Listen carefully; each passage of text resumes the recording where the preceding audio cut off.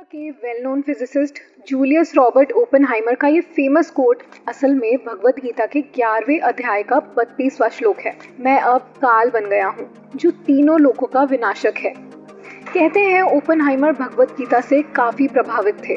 भगवत गीता एक ऐसा ग्रंथ जो साइंटिस्ट के लिए भी एक मिस्ट्री बना हुआ है, जिसे आप जितनी बार भी पढ़ोगे उतनी बार सरप्राइज हो जाओगे।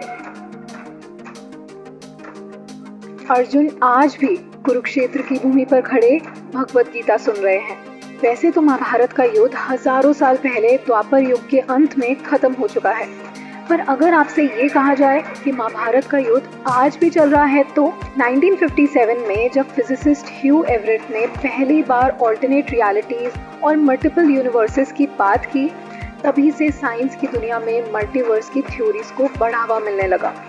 पर भगवत गीता के कुछ अध्यायों में इस पर पहले भी बात हो चुकी है।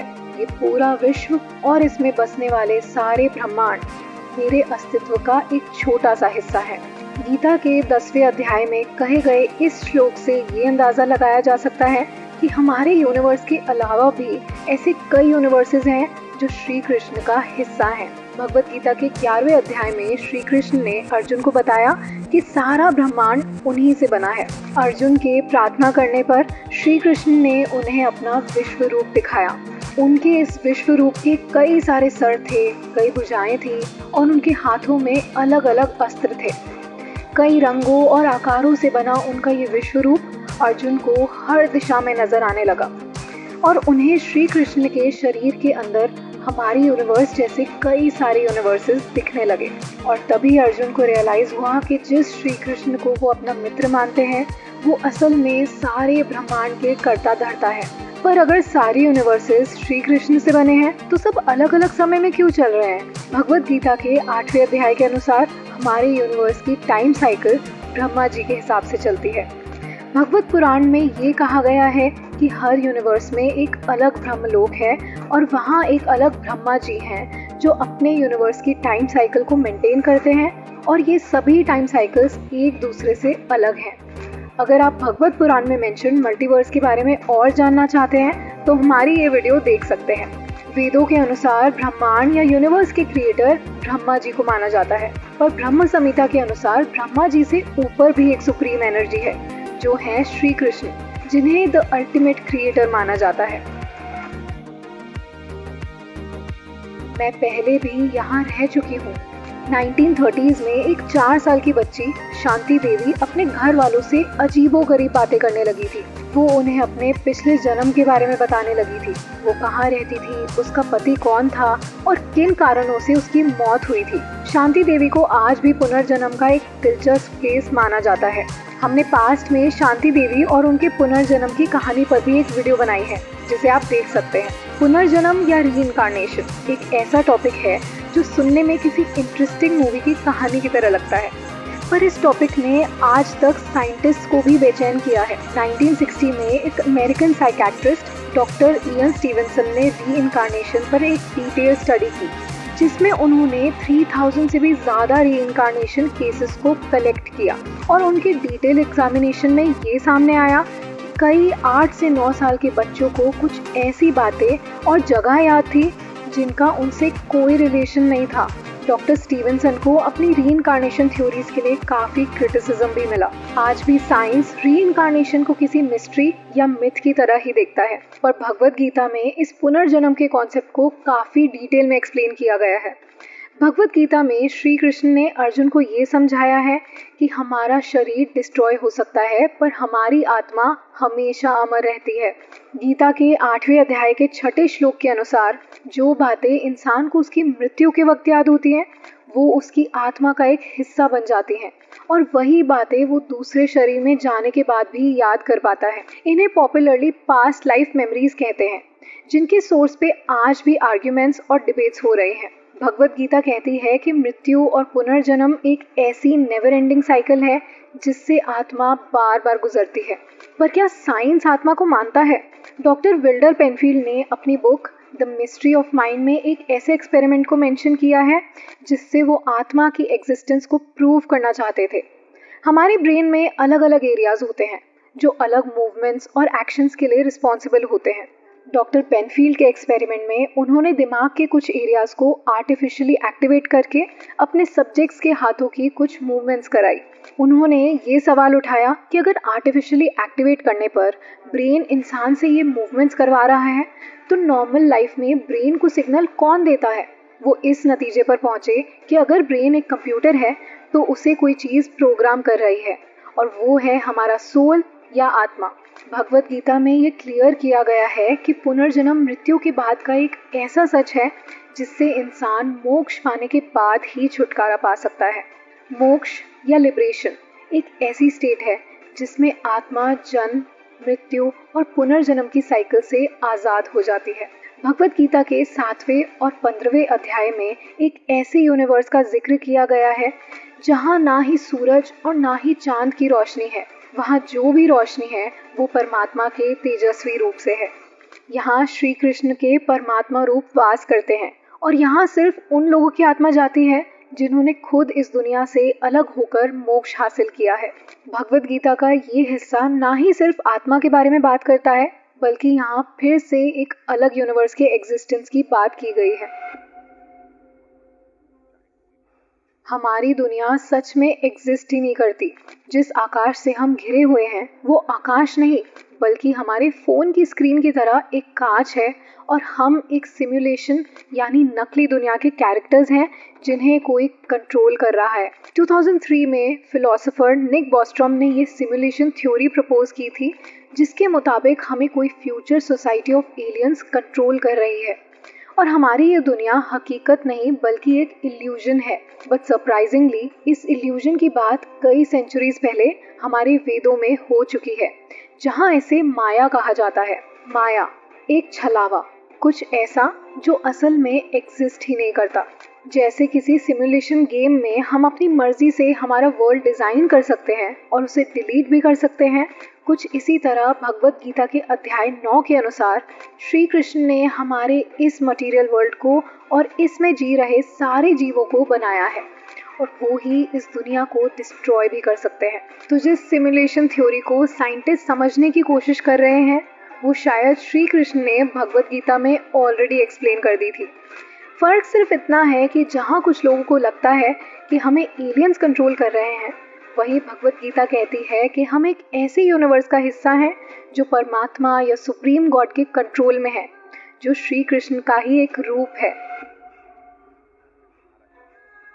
भगवत गीता में योग और मेडिटेशन के महत्व को बार बार बताया गया है, पर क्या आप जानते हैं कि मेडिटेशन की ताकत से दुनिया में हो रहे क्राइम को भी खत्म किया जा सकता है। साल 1993 अमेरिका के वॉशिंगटन डीसी का एक छोटा सा शहर जुर्म और बुराई से पीड़ित था। जहां एक तरफ शहर की पुलिस क्राइम्स को कम करने की कोशिश में लगी थी, वहीं कुछ साइंटिस्ट ने यहाँ एक एक्सपेरिमेंट करने का सोचा, the transcendental meditation and TM Siddhi program. इस एक्सपेरिमेंट में उस छोटे टाउन के 4000 लोगों ने पार्ट लिया और इनसे 6 हफ्तों तक मेडिटेशन करवाया गया। इसके रिजल्ट्स हैरान कर देने वाले थे। 6 हफ्तों के अंदर उस जगह का क्राइम रेट 23% कम हो गया। भगवत गीता भी हमें यही सिखाती है। भगवत गीता के अध्याय 6 में कृष्ण भगवान ने बताया है कि जब आप ध्यान करते हो तब आप अपनी सारी बुरी भावनाएं जैसे दुख, क्रोध, अहंकार को मात देकर अपने ट्रू सेल्फ को पहचान सकते हो। जिस पावर ऑफ मेडिटेशन का इम्पोर्टेंस साइंटिस्ट 20th सेंचुरी में सिखा रहे थे, उसे हमारे ग्रंथों ने कई हजार साल पहले ही बता दिया था। हमारे स्क्रिप्चर्स में कई ऐसे राज छिपे हैं जिन्हें जानकर ऐसा लगता है कि इनमें ना जाने कितनी ऐसी नॉलेज है जो अभी भी अनडिस्कवर्ड है। अगर आपको भी भगवत गीता से जुड़े कुछ ऐसे फैक्ट्स पता है तो हमें कमेंट्स में ज़रूर बताना। अगर आपको ये वीडियो पसंद आई तो इसे लाइक और शेयर ज़रूर करें और ऐसी ही अनदेखी, अनकही और अनसुनी कहानियों के लिए राज को सब्सक्राइब करें। See you in the next video.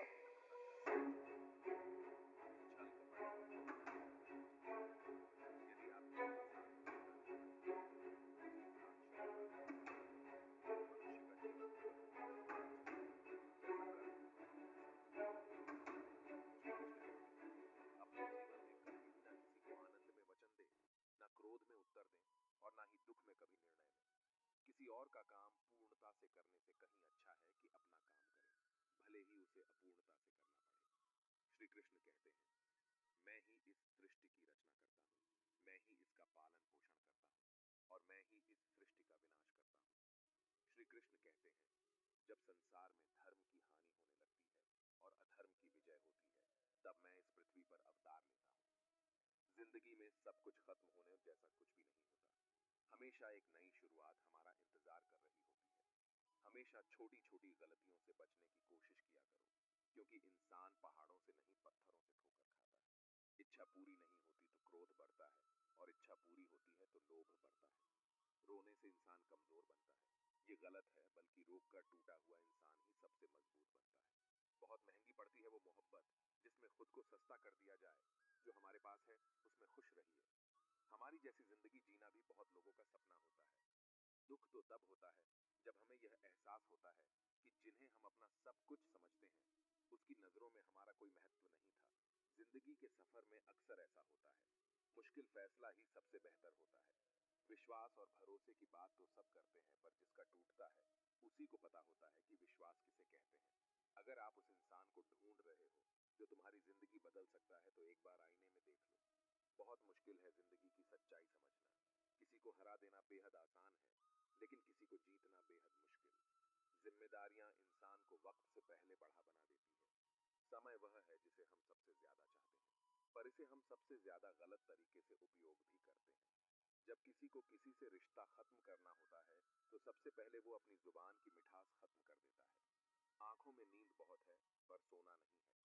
यही समय है कुछ करने का, इसे खोना नहीं है। जो प्राप्त है वही पर्याप्त है। इन दो शब्दों में सुख बेहिसाब है। तूफान भी जरूरी है। जिंदगी में आना तब जाकर पता चलता है कि कौन कौन हाथ छुड़ाकर भागता है और कौन हाथ पकड़कर। जिसे खुद की गलती नजर नहीं आती, उस इंसान से दूरी बना लेना ही बेहतर होता है। कोई भी रिश्ता अपनी मर्जी से नहीं जुड़ता, क्योंकि आपको कब, कहां और किसे मिलना है, यह ऊपर वाला ही तय करता है। मान और सम्मान की लड़ाई में कभी अकेले रहना हो तो रह लेना, लेकिन किसी के सामने खुद को टूटने ना देना, क्योंकि जब खुद का सम्मान करोगे तभी दूसरों से सम्मान पाओगे। दिल साफ और मकसद सही हो तो यकीन रखो, किसी न किसी रूप में ईश्वर आपकी मदद जरूर करते हैं। कभी मायूस मत होना, जिंदगी अचानक से अच्छा मोड़ ले सकती है। कभी भी किसी पर आंख बंद कर भरोसा न करें, क्योंकि दुनिया इतनी भी अच्छी नहीं है कि आपके भरोसे को कायम रख सके। दुआ कभी साथ नहीं छोड़ती और बद्दुआ कभी पीछा नहीं छोड़ती। खत्म तो सब धीरे धीरे होता है, बस पता अचानक लगता है। मौन रहना एक साधना है और सोच समझकर बोलना एक कला। जो व्यक्ति स्पष्ट, साफ और सीधी बात बोलता है, उसकी वाणी तीव्र और कठोर होती है, लेकिन ऐसा व्यक्ति कभी किसी को धोखा नहीं देता। जीवन में त्याग के बिना कुछ भी पाना आसान नहीं है। बुद्धि तो सबके पास होती है, परंतु चालाकी करना या ईमानदारी, ये संस्कारों पर निर्भर करता है। लड़ने की ताकत सबके पास होती है, लेकिन किसी को जीत पसंद आती है तो किसी को रिश्ते। जिंदगी को कभी तो खुला छोड़ दो, क्योंकि बहुत संभाल के रखी हुई चीज वक्त पर नहीं मिलती। 2 अक्षर का होता है लक, 2.5 अक्षर का होता है वक्त और 3 अक्षर का होता है नसीब और 3.5 अक्षर की होती है किस्मत। पर ये चारों के चारों अक्सर मेहनत के सामने छोटे पड़ जाते हैं। जिन्होंने समय पर साथ दिया, उन रिश्तों की कद्र समय से भी ज्यादा करनी चाहिए। हृदय से जो दिया जा सकता है वह हाथों से नहीं, और मौन से जो कहा जा सकता है वह शब्दों से नहीं। जिसने अपने मन को काबू कर लिया, उनकी इस सफलता को भगवान भी नहीं रोक सकते। शंका का कोई इलाज नहीं और चरित्र का कोई प्रमाण नहीं होता। मौन से अच्छी कोई साधना नहीं है और शब्द से तीखा कोई बाण नहीं। घमंड से भी कुछ रिश्ते अक्सर खत्म हो जाते हैं। हर बार कसूर गलतियों का नहीं होता, बस तुम खुद से मत हारना, बाकी सब श्री कृष्ण देख लेंगे। जीवन जीने के लिए मौन आवश्यक है, परंतु जब बात मर्यादा की आती है तो शस्त्र उठाना अनिवार्य हो जाता है। जिंदगी एक बार मिलती है, ये बिल्कुल गलत है। सिर्फ मौत एक बार मिलती है, जिंदगी तो हर रोज मिलती है। कोई भी इंसान ऐसे अपने आप को नहीं बदलता। जिंदगी में कुछ ऐसे हादसे होते हैं जो इंसान को बदलने पर मजबूर कर देते हैं।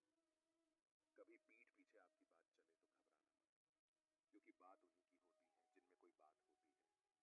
तुम कौन हो, इससे किसी को कोई फर्क नहीं पड़ता, लेकिन तुम्हारे अंदर क्या गुण है, इससे बहुत फर्क पड़ता है।